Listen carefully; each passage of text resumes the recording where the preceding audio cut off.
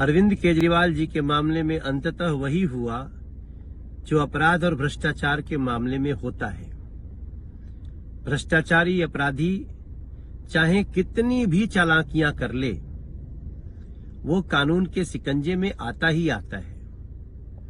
और मैं समझता हूं अरविंद केजरीवाल जी के गिरफ्तारी के बाद ये बात दिल्ली की हर गली से निकल रही है कि दिल्ली के साथ जो धोखा किया अरविंद केजरीवाल जी ने, दिल्ली के साथ जो क्रूर मजाक किया, जो दिल्ली को लूटा अरविंद केजरीवाल ने, भ्रम का जाल फैलाकर सत्ता हथियाया और सत्ता हथियाने के बाद दिल्ली को लूटा, उस अरविंद केजरीवाल को दिल्ली के लोगों की हाय भी लगी है।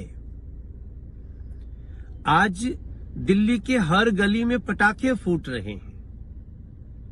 मैं जहां बैठा था, जब पता चला लोगों को, तो लोग तालियां बजा करके स्वागत कर रहे हैं। एक व्यक्ति जो भ्रष्टाचार के खिलाफ लड़ने आए थे, आज भ्रष्टाचार और लूट में अपनी लाख कोशिशों के बावजूद कोर्ट जाना, कोर्ट ने नकार दिया, यहां दौड़ना, वहां दौड़ना, बहाने बनाना, आखिरकार कानून के हाथ लंबे होते हैं और आज उन्होंने अपना काम किया है। और पद चाहे कितना भी बड़ा किसी का हो, जो जनता का पैसा लूटेगा, जो जनता का खजाना लूटेगा, उसके साथ ऐसा ही हश्र होना चाहिए। आज एक बार फिर से दिल्ली की जनता कह रही है। मुख्यमंत्री के घर ईडी की टीम आज क्वेश्चनिंग के लिए पहुंची और ये स्पेकुलेशंस आ रहे हैं कि वो अरेस्ट हो चुके हैं। देखिए, आज दिल्ली की जनता को न्याय मिला है और मेरे को याद है कि जब दिल्ली में कोविड की लहर थी,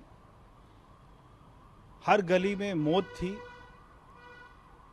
उस समय दिल्ली के मुख्यमंत्री ऑक्सीजन देने की बजाय, दवाई देने की बजाय, इंजेक्शन देने की बजाय, हॉस्पिटल बनाने की बजाय दिल्ली में शराब पॉलिसी बना रहे थे।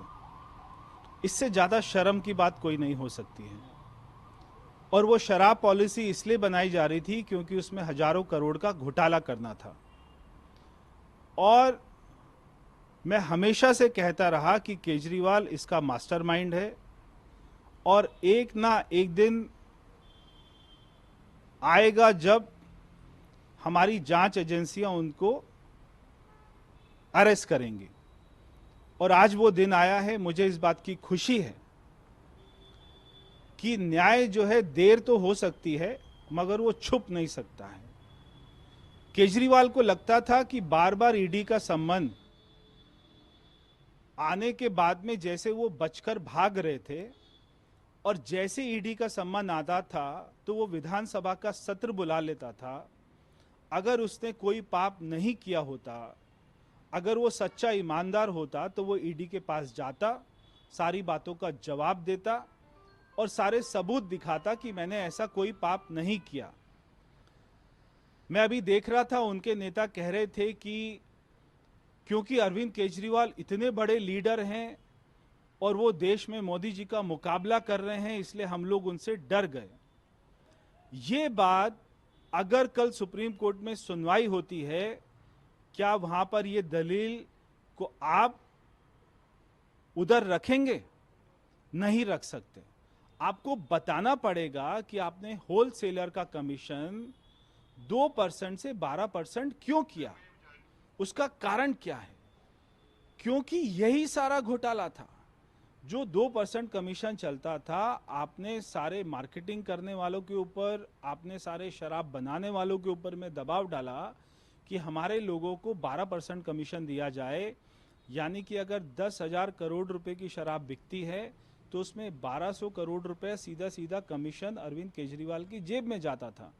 ये बहुत बड़ा घोटाला था। ये घोटाला आज जो है सामने आया है।